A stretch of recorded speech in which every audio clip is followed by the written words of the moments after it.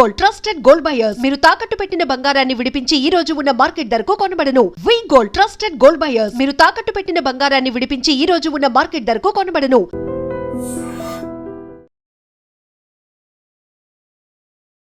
Hello sir, welcome to I dream. I dream ఛానల్కి నమస్కారం.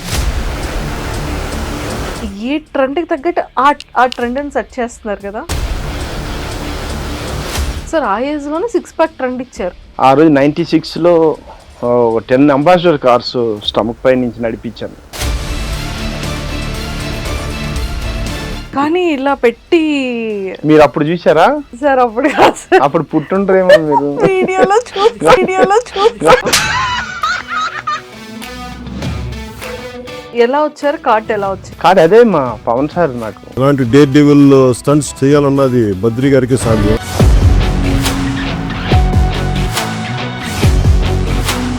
Megastar గారు, ఇంకా మెగాస్టార్ గారు, పవన్ కళ్యాణ్ గారు, మాకు 2 కళ్ళు.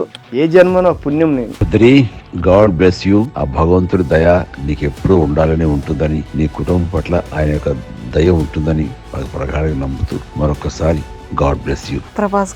ప్రభాస్ గారు కింద పడితే ఆయన మీద దగ్గర 15 మంది పడ్డాం మేము. హార్డ్ వర్క్ మనం చేసాం బద్రి అని చెప్పి. మహేష్ బాబు గారితో ఇంక తిరగలేదు. ఎన్ని సినిమాలు చేసాం, ఎక్కడ అర్జున్ ఒక్కడు. తెలుగు ఇండస్ట్రీలో రియల్ గా స్టంట్ చేసే హీరోస్ లో మంచు మనోజ్ గారు నెంబర్ 1 అంటారు. ఆయన మొన్న కూడా వీడియో పెట్టాను, ఆ మండు ఫోన్లో అవన్నీ చెయ్యొద్దు బాబు.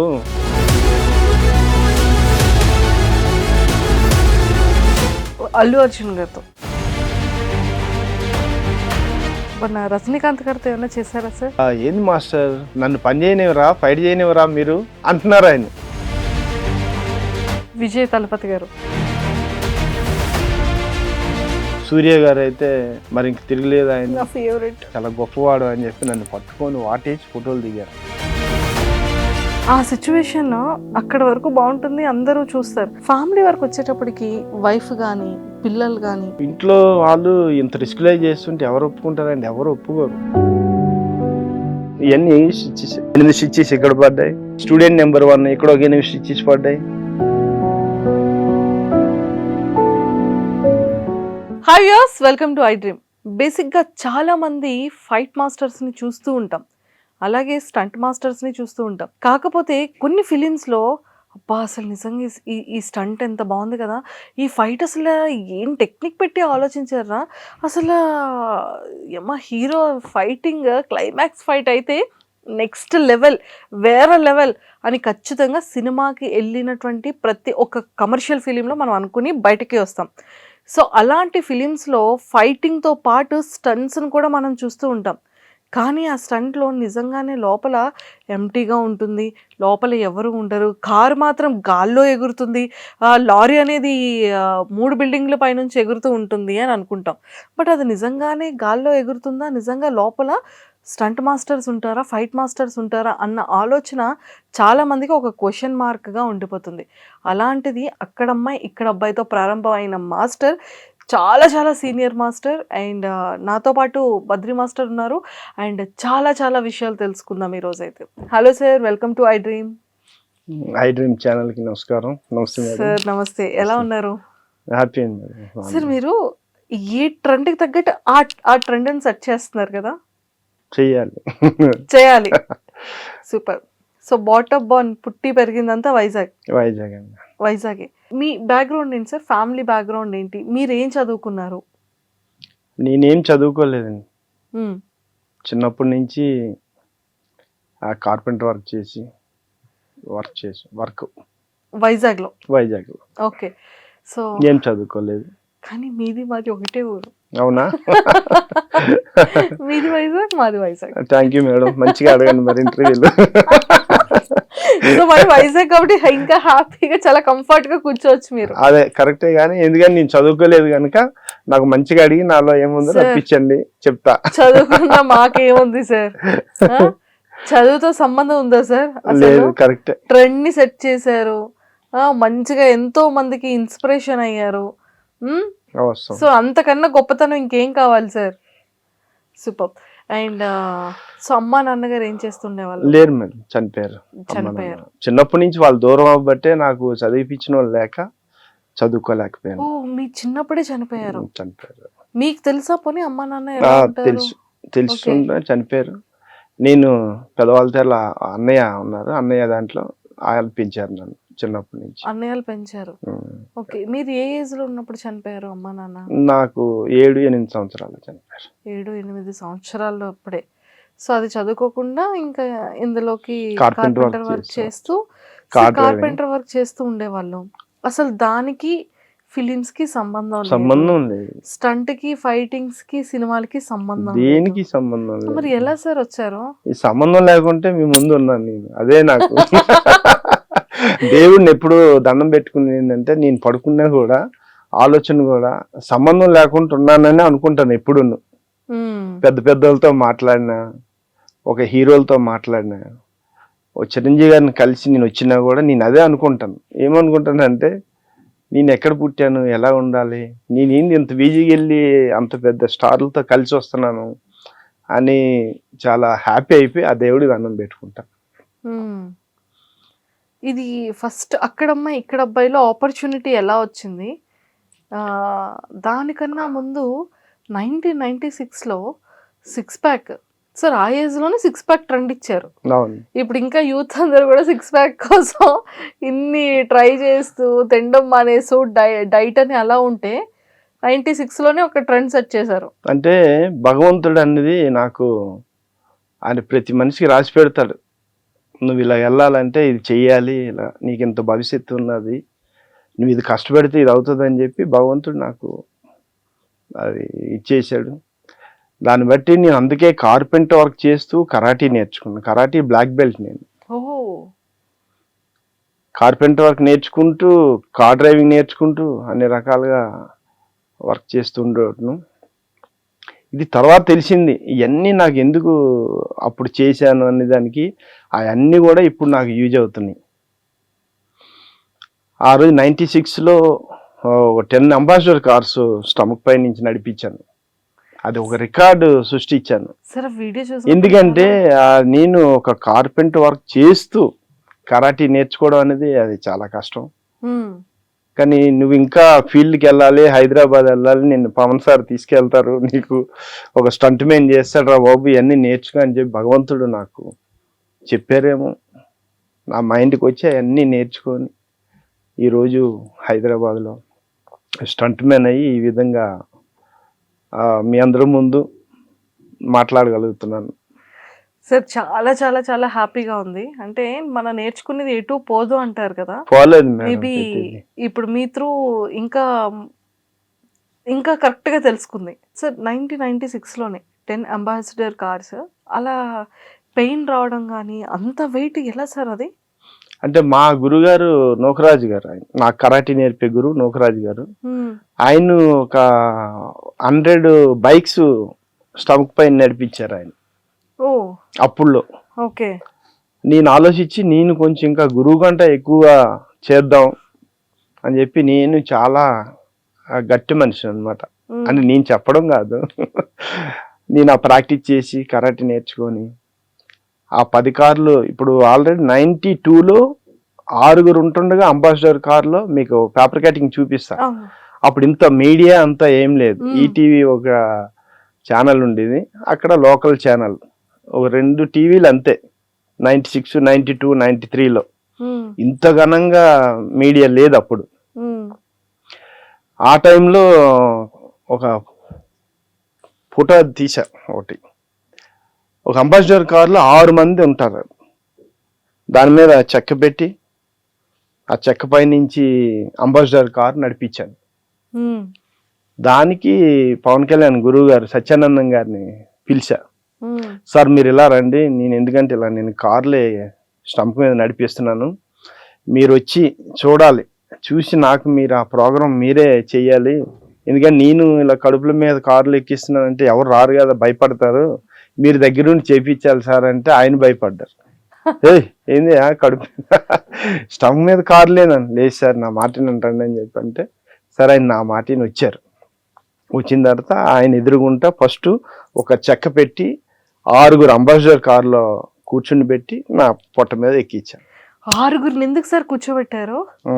వెయిట్ కోసం. వెయిట్ ఈ ఒక్క కారు అంత వెయిట్ ఎక్కించుకుంటే నేను తర్వాత 10 కార్లు చేయగలుగుతానని చెప్పి నేను ట్రైల్ వేసాను అనమాట. అది ఎప్పుడైతే కారు ఇలా వచ్చిందో చక్క ఇరిగిపోయింది. ఈ స్టమక్ మీదకి వచ్చారు, చక్క ఇరిగిపోయింది. అది ఇంతలా చక్క ఇరిగింది. అది కారు బ్యాక్కి వెళ్ళింది. ఓ రైట్, నేను ఈ కారు నేను కెపాసిటీ కాశానంటే సింగిల్ డ్రైవర్తో 10 కార్లు నేను కాయగలుగుతాను అని చెప్పి అప్పుడు అనుకొని ప్రోగ్రాం సెట్ చేసాం. అప్పుడు దానికి సబ్రం హరి గారిని తీసుకొచ్చారు, సత్యానంద్ గారు. తర్వాత పెప్సీ స్పాన్సర్ చేసింది అప్పట్లోనే పెప్సీ స్పాన్సర్. వాళ్ళు వచ్చి రామకృష్ణ బీచ్ దగ్గర ఆ బ్యానర్స్ మీకు అంతా డీటెయిల్స్ చూపిస్తాను. అక్కడ సబ్రం హరి గారు వచ్చారు. ఆయన కంగారు అయిపోయి పాపం ఆయన కూడా ప్రెస్ మీట్ లో మాట్లాడారు. ఆయనకు ఊపిరాడలేదు. ఆయనకు కూడా మేము కూడా చూసాం కదా, నేను కూడా చూసాను. అసలు ఒంటి మీద షర్ట్ లేదు. అవునండి, కానీ ఇలా పెట్టి. మీరు అప్పుడు చూసారా సార్? అప్పుడు అప్పుడు పుట్టుంటారేమో మీరు. వీడియోలో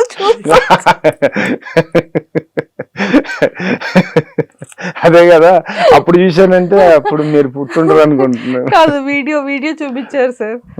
ఆ వీడియోలో చూసాను నేను. అదే సార్, మీ 2 హ్యాండ్స్ ఇలా పైకి పెట్టి సో చాలా హార్డ్ గా పడుకొని. అప్పుడు ఇండియన్ ఎక్స్ప్రెస్, డెక్కల్ మెయిన్ పేపర్లు వేసారండి అప్పుడు. కానీ అది బయటికి రాలేదు, ఇంత మీడియా అది ఎవరికి తెలియదు కనుక అది ఆగింది. మరి మీ ద్వారా అందరికి ఇప్పుడు తెలియపరుస్తున్నారు. అసలు నేను కూడా వీడియో చూడగానే చాలా సర్ప్రైజ్ అయ్యాను. అండ్ అన్నిటికన్నా అమ్మో 10 కార్స్ అంటే సార్, ఒక్క మాట అది అయిపోయింది కాబట్టి అడుగుతున్నాను. చెక్క ఇరిగిపోయింది, సో వెనక్కి కార్ వెళ్ళింది. ఫస్ట్ ట్రైల్ వేసేటప్పుడు అవును, so continue back to back 10 అది కార్స్ అయిపోయింది. అది అయిపోయిన తర్వాత ఒక 1 మంత్ తర్వాత మళ్ళీ 1 మంత్ తర్వాత మళ్ళీ కొత్తగా స్టార్ట్ చేసాం. అప్పుడు దానికి చెక్క తీసి సపోర్ట్ ఇక్కడ అంటే ఇంకా చెక్క ఇరిగిపోతుందని చెప్పి ఒక హుడ్ తో ఇలా ఇటువైపు ఎక్కడానికి ఒక ర్యాంప్, దిగడానికి ఒక ర్యాంప్. డైరెక్ట్ అప్పుడు స్టమక్ పై నుంచి స్టమక్ మీద నుంచి వెళ్ళిపోయింది. డైరెక్ట్ స్టమక్ చెక్కలేదు. ఇప్పుడు ఓన్లీ ఇక్కడ నా రిప్స్ ఇరిగిపోకుండా చిన్న వుడ్ పీస్ పెట్టి అక్కడ ర్యాంప్ లాగా చిన్నది. సార్ పొట్ట నొప్పి పెట్టలేదా? అది కెపాసిటీ కాసాను. అది మామూలుగా అంతే. అమ్మో, లోపల ప్రేగులు. అదే ఇప్పుడు ఈ రోజు నేను చెప్పగలుగుతున్నాను అంటే అంత కష్టపడ్డాం కనుక కదా. తర్వాత హాస్పిటల్లో చూపించారా? ఏం చూపించలేదు. ఆ 10 కార్లు నేను లేచాక మొత్తం బ్లడ్ ఇదంతా చుక్కలు. ఒక వారం రోజుల వరకు ఈ బ్లడ్ అనేది అది ఇదంతా చుక్కల్లాగా వచ్చింది అంతా ఫేస్ అంతా. అంటే ఎందుకని? ఈ యొక్క స్టమక్ ఇదంతా వెయిట్ అంతా కాసే కదా, గాలి వదిలేనంటే నాకు పేగులు వస్తాయి బయటికి. అంత వెయిట్, అంబాసిడర్ కార్ వెయిట్ కదా, చాలా వెయిట్. అప్పట్లో హైయెస్ట్ టాప్ అండ్ కార్స్ కూడా అంబాసిడర్ కార్స్. దాని అప్పుడులో నేను చేసేటప్పటికి ఎవరు చేయలేదు. మరి ఇప్పుడు ఈ మధ్య ఎవరు చేశారేమో నాకు తెలియదు. ఇప్పుడు వరకు ఆ 10 కార్లు రికార్డ్స్ ఏం లేవు. సబ్రం హరి గారు కూడా చెప్పారు, నీకు గిన్నిస్ బుక్ రికార్డుకి తీసుకెళ్ళాలని చెప్పి. ఇంకా అలా నేను చేసి పవన్ సార్ రావటం, ఇంకా నేను హైదరాబాద్ రావటం, అది చేసిన తర్వాత ఇంకా నేను ఇక్కడికి వచ్చాను. 1997లో హైదరాబాద్ లో మొట్టమొదటి ప్రారంభమైంది. నేను 96లోనే వచ్చా ఇక్కడికి. 96లోనే వచ్చేసాను. 97లో నాకు కార్డు వచ్చింది. 97లో కార్డు వచ్చింది. సో 1996లోని స్టంట్ అయిన తర్వాత అక్కడమ్మ ఇక్కడ అబ్బాయి ఫిలిం లో మీరు 96లో అక్కడ జరిగింది. అది అక్కడ జరిగింది. అప్పుడు నాకు కార్డు రాలేదు. ఓకే. 96లో అక్కడమ్మ ఇక్కడ అబ్బాయిలో అక్కడ షూటింగ్ జరిగేది. మన ఇక్కడ బీచ్ ఉప్పాడ అదంతా జరిగింది. కాలేజ్ ఉంది కదా, అవును, కాలేజీలో అంతా జరిగింది. అక్కడ చేశారు. మరి ఇక్కడ ఎలా వచ్చారు? కార్డు ఎలా వచ్చింది? కార్డు అదే మా పవన్ సార్, నాకు పవన్ కళ్యాణ్ గారితో కార్డు రావడం జరిగింది. ఓకే. సో మొత్తానికి నాకు ఇప్పటికీ ఆ కార్లు సార్. ఇప్పుడంటే జిమ్ అంటే డైట్, ఎగ్స్ సరే అది అయిపోయింది. తర్వాత నా 2002లో అనుకుంటా బన్నీ సినిమా చేస్తున్నాం, దేశముద్రు చేసే టైంలో సాహసం చేర డింపక శభాష్ శాంతరావు తెలియదు, నాకు గుర్తులేదు, మర్చిపోయింది. అందులో వాళ్ళు కొత్త కొత్త వింతలు ఏం చేస్తారని చెప్పి వచ్చి టీవీలు బట్టి తీసుకొచ్చారు, ప్రోగ్రామ్స్ తీసుకొచ్చారు. అప్పుడు నేనేం చేస్తానని చెప్పి ఆ ఛానల్కి ఫస్ట్ ప్రోగ్రామ్ నేను ఇచ్చాను. ఎండిపోయింది కొబ్బరి బొండం, ఆ బొండాన్ని మోచేతితో గుద్ది ఆ పైన తోలు ఒలిచి లోపు నుండి కాయ కొట్టి దాన్ని అంతా పీసులు చేసి ఒక 5 బీర్ బాటిల్ పైన కొడితే కిందని ఊసిపోతుంది. ఒక 4-5 బీర్ బాటిల్ కొట్టా. తర్వాత చూసేసరికి నా చెయ్యి అంతా ఇక్కడి నుంచి ఇదంతా బ్లాక్ అయిపోయింది, బ్లడ్ క్లాట్ అయిపోయింది. ఎందుకంటే కొబ్బరి బొండం కొట్టేది అది వేరే, లోపు నుండి కాయ అది ఎండిపోయి ఆరిపోయి ఇంత దలసలు ఉంది కొబ్బరి. కొట్టాలి, నేను కెమెరాలు పెట్టాను. కొట్టి పగలగొట్టి అప్పుడు జీ తెలుగులోనే దేంట్లోనే ఉంది ఆల్రెడీ, అది కొన్ని సంవత్సరాలు అయింది కనుక అదో రికార్డు చేశాను. సృష్టించారు. ఓ, నా జీవితంలో నువ్వేం చేసావు పెద్ద హార్డ్ వర్క్లు అంటే 10 అంబాసిడర్ కార్స్, ఆ ఎండిపోయిన కొబ్బరి బొండం పగలగొట్టడం, బీర్ బాటిల్ అనేది కొడతారు ఎవరైనా, కానీ కొబ్బరి బొండం అనేది చాలా హార్డ్. చాలా హార్డ్. ఓకే, ఆ క్లిప్పింగ్ అని దొరికితే మనకి ఇంకా చాలా మంచిది. నేను ట్రై చేశాను, ఇప్పుడు మీరు చెప్పారు కాబట్టి ఖచ్చితంగా వెతుకుతాను. ఆ జీ తెలుగు అనుకుంటున్నా అప్పుడు. జీ తెలుగు. సార్ నాకు ఇప్పటికీ డౌట్ ఒకటి ఏంటి అంటే, ఆ టైంలోనే 6 ప్యాక్ మీరు ఎలా చేశారు? అప్పట్లో మీరు తీసుకున్న ఫుడ్ ఏంటి? నేను 6 ప్యాక్ తీసుకోవాలని చేయలేదు మేడం, నా ఫిజికే అలా ఉండేది. నేను ఆ స్టమక్ ఎక్సర్సైజ్, ఆ ఎక్సర్సైజ్ చేస్తే ఆల్రెడీ ఆ 6 ప్యాక్ వచ్చింది. అది నేను ఈరోజు ఓహో దీనికి 6 ప్యాక్ అంటారా, దీనికి 6 ప్యాక్ పెట్టారా, నాకు అప్పుడేం తెలియదే.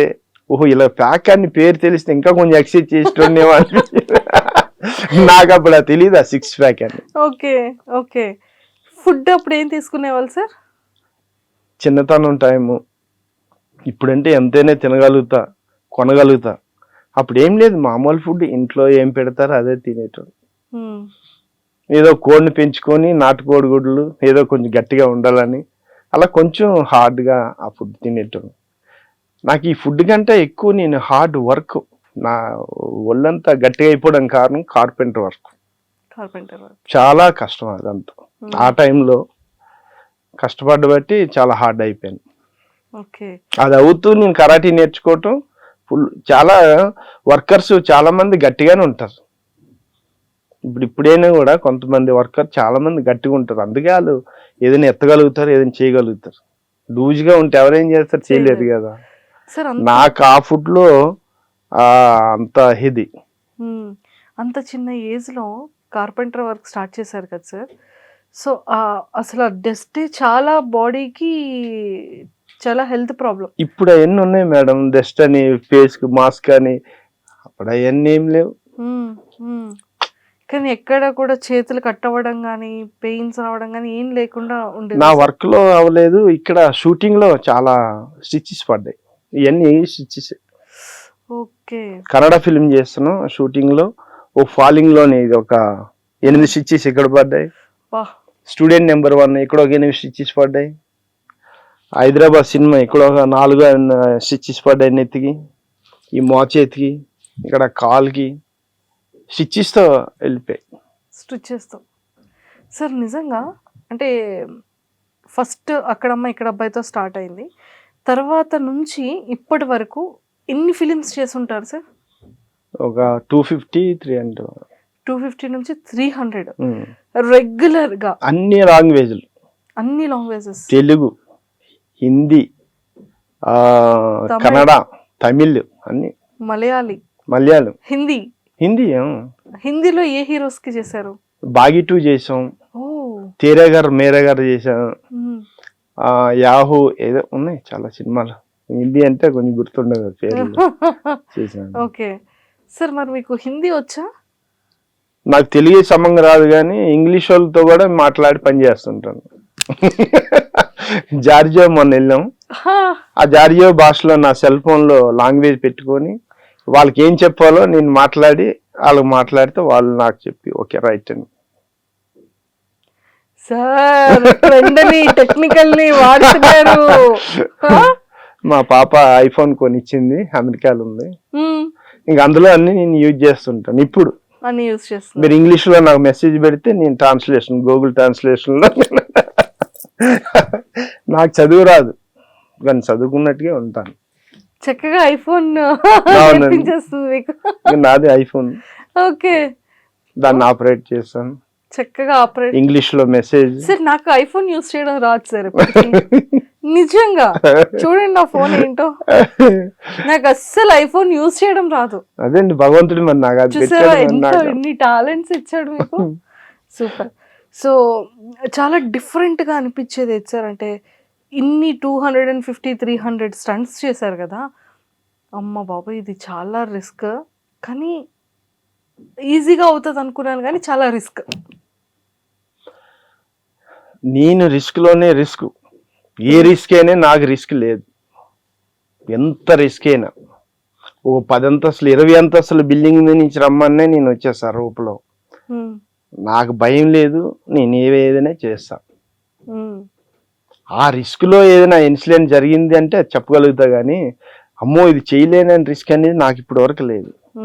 ఎందుకంటే మీరు చూస్తున్నారు ఈ లారీ స్టంట్స్, ఇంక అంతకంటే రిస్క్ ఇంకేమున్నాయి చెప్పండి. ఇప్పటికి డౌట్, లారీ ఉంటది, సో అక్కడ నుంచి అంత హైట్ అది ఎలా సార్ ప్రాక్టీస్ చేసి అంత హైట్ ని అంత ఫీట్ ని ఎలా తీసుకెళ్ళగలుగుతున్నారు? అది ప్రాక్టీస్ కాదండి, అది భగవంతుడు ఇచ్చే నాకు ఇచ్చే ఆలోచన మైండ్ అంతే. అది ల్యాండింగ్ ఎలా సార్?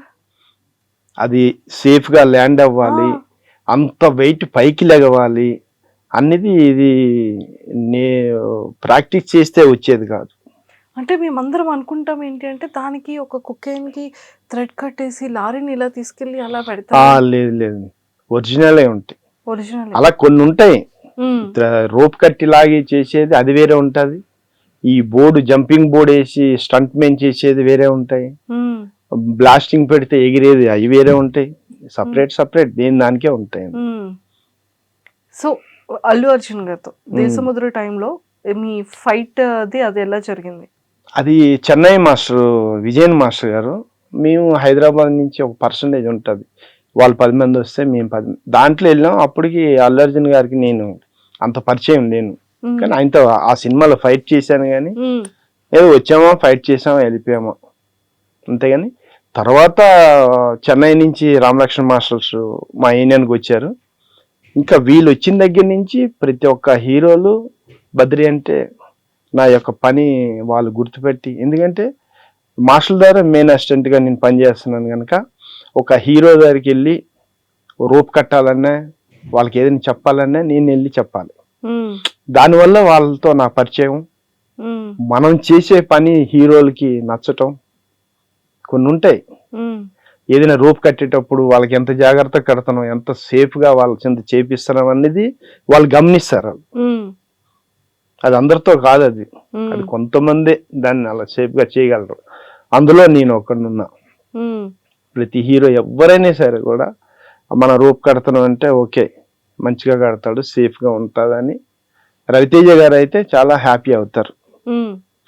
ఎందుకంటే ఆయన మన ఏదైనా రోప్ కట్టిన చేసినా ఒకసారి కాదు, ఆ షాట్ ఎన్నిసార్లు వచ్చినా కూడా ఆయన అన్నిసార్లు చేస్తారు ఆయన రవితేజ గారు. ఎందుకంటే ఆయనకి ఆ ఇష్టం అనమాట ఆ పని అంటే. మీకు నచ్చిందా, మనకు నచ్చినంత వరకు చేస్తారు, ఆయనకి నచ్చడం కాదు. కొంతమంది వాళ్ళకి నచ్చాలి కానీ ఈయన వచ్చి అందరికి నచ్చాలి. నీకు ఎన్నిసార్లు చేయాలి చెప్పు అన్నిసార్లు చేస్తాను అంటారు. పని కోసం మంచి రవితేజ గారు అలా ఇష్టపడుతుంటారు పని అంటే. జూనియర్ ఎన్టీఆర్ గారు మొన్న కూడా చెప్పాను, ఆయనతో నేను తక్కువ చేశాను కానీ ఆయన నెంబర్ 1 స్టూడెంట్ నెంబర్ 1 లో చేశారు. అప్పుడు ఆయన పీటర్ మాస్టర్, అది కూడా చెన్నై నుంచి వచ్చి మేము పర్సంటేజ్ తో వెళ్ళి పని చేసింది. తర్వాత అరవింద్ సమితికి మేము ఫుల్ ఫీల్డ్ రామలక్ష్మణ్ మాస్టర్స్ 2-3 సినిమాలు చేసాం సార్తో. జూనియర్ ఎన్టీఆర్ మంచి సరదాగా ఉంటారు, చెప్పింది టక్కన క్యాచ్ చేసి పని చేస్తారు, చేయలేదు అనేది ఏమి ఉండదు. ఆయన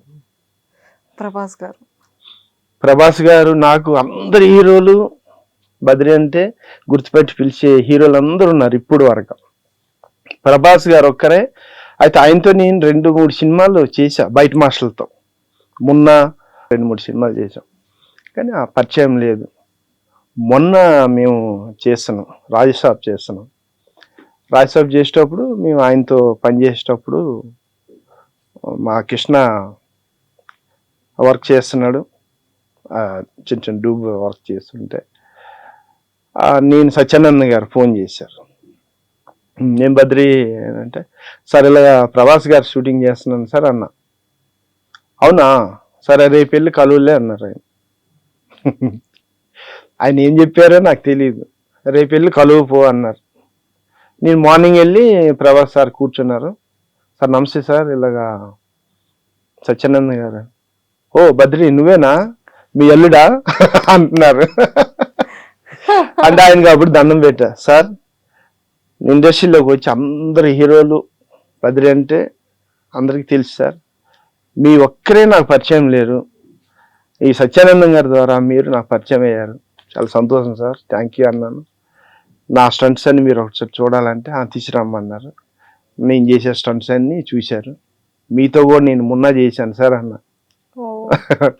ఆయన నేను చేసే స్టంట్ ఒకటి చూపిస్తే ఆయనే కంగారు అయిపోతున్నారు. ఆ టైంలో ఆ వాటర్లోని కింద పడి ఉంటారు. మన ఇక్కడే వైజాగ్లో కాలేజీలోని షూటింగ్ నైటు ప్రభాస్ గారు కింద పడితే ఆయన మీద దగ్గర 15 మంది పడ్డాం మేము. ఆయన చూసి కంగారు అయిపోయారు. ఎంత హార్డ్ వర్క్ మనం చేసాం బద్రి అని చెప్పి చాలా హ్యాపీ అయిపోయి మళ్ళీ ఆయనకి నేను గుర్తు చేశాను. అంత చేసినా కూడా నేను గుర్తు లేదనమాట. ఆయన పరిచయం అయ్యాను, నేను కూడా చాలా హ్యాపీ అయిపోయాను, ఫుల్ఫిల్డ్ అయిపోయింది. నాకు ఏ హీరో గారు నాకు అంటే నాకు పరిచయం లేరు అనేది నాకు ఎప్పుడు లేదు. అందరూ తెలుగు హీరోస్ లో అందరూ ఇంకా పరిచయం. ప్రభాస్ మహేష్ బాబు గారితో ఇంక తిరగలేదు. ఎన్ని సినిమాలు చేసాం, ఎక్కడ అర్జున్ ఒక్కడు మొన్నటి వరకు చేసుకొని వస్తున్నాం. మొన్నటి వరకు మొన్న ఒక లారీ ఆయన సర్కార్ పాటలో లారీ జంప్ చేసాం. కరోనా అయిపోయిన తర్వాత అందరూ మాస్కులు అవి పెట్టుకొని ఇక్కడ 7 acres లో షూటింగ్ చేస్తుంటే ఆ లారీ జంప్ అనేది ఆయన చూడలేదు. మేము చేసిన తర్వాత చూశారు. ఎవరు చేశారు, బద్రి అవునా అని చెప్పి ఆయన ఆ పని యొక్క వాల్యూ చూడండి ఎంత. అంత స్టార్ కూడా లేచి బద్రి దా నీతో ఫోటో దిగుదాం అన్నారు. అసలు నేనే అసలు నాకు అర్థం కాలేదు. ఆయన మాస్క్ తీసి దా బద్రి అంటే అందరూ మాస్కులు వేసుకుని ఉన్నారు. మీ కాల్తో ఆ స్టిల్ చూపిస్తాను, తీసి ఆ ఫోటో దిగ్గాని నాకు చాలా సంతోషం అనిపించింది. ఇంత కష్టపడిన దానికి నాకు చాలా ఫలితం, ఇంత వాల్యూ ఇస్తున్నారు స్టార్స్ అని చాలా హ్యాపీ అయిపోయాను. సూపర్. మహేష్ బాబు గారు ఎప్పుడు నేను చిన్న చిన్న కామెడీ వీడియోలు అవి చేస్తుంటాను, అవన్నీ చూపిస్తాం షార్ట్ మధ్యలో. చూస్తుంటారు, నవ్వుతుంటారు. పేరుంది అమ్మాయి కన్ను కొట్టి అంత అప్పుడు చేసేది కదా. నేను బైక్ తో స్కిడ్ అయిపోయి అవన్నీ చేసి ఆయనకి చూపిస్తే మామూలు నవ్వలేదు మహేష్ బాబు గారు. ఈ అమ్మ వదిలితే సినిమా చేసేటట్టుగా ఉన్నారా మీరు. భరత్ అనే నేనికి చాలా మహేష్ బాబు గారు చాలా షర్ట్లో చాలా సరదాగా ఉంటారు. చాలా హ్యాపీ అంత. మెగాస్టార్ గారు, ఇంకా మెగాస్టార్ గారు, పవన్ కళ్యాణ్ గారు మాకు 2 కళ్ళు, వాళ్ళిద్దరూ నాకు దేవుళ్ళు అంతే.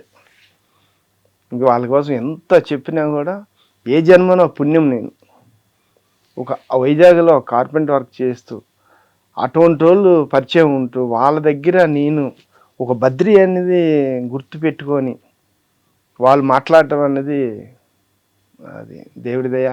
అది నేను నోటితో ఇంక చెప్పలేను. నేను అంత అంత అదృష్టవంతులు ఎవరు ఉంటారో నాకు తెలియదు. చాలా హ్యాపీ.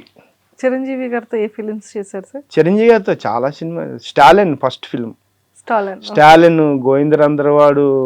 స్టాలిన్లోని ఇంక సార్కి తెలియదు, ఒక మంచి కథలోని వెనకాల తన్నాలి చిరంజీవి గారికి.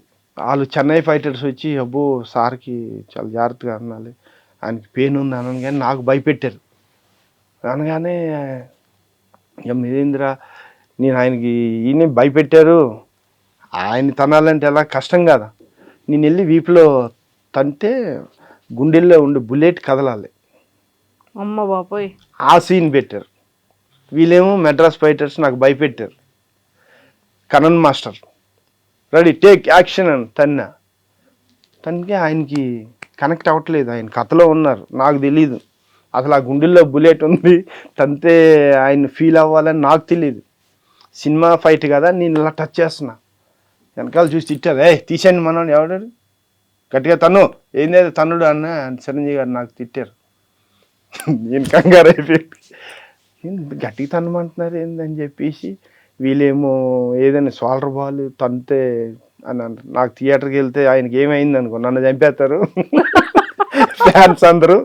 నా భయం నాకుంది. ఇదేమో షార్ట్ పెట్టారు, మాస్టర్ వచ్చాడు, సార్ ఇలా కంగారు పడుతున్నాడు, బద్రి కంగారు పడక తను పర్లేదు తను అన్నారు. అప్పుడు ఇంకా తనలేక ఒక్క తన్నుదాన్ని, ఓకే టేక్ అన్నారు. అమ్మయ్యా అని నేను బయటకు వచ్చాను. సార్కి తెలియదు, చిరంజీవి గారికి ఇప్పుడు తెలియదు నేనేనది. ఓహో, అలా తన్నిన వ్యక్తి మీరే. నేనే అది, ఆమె చూపిస్తానండి అది.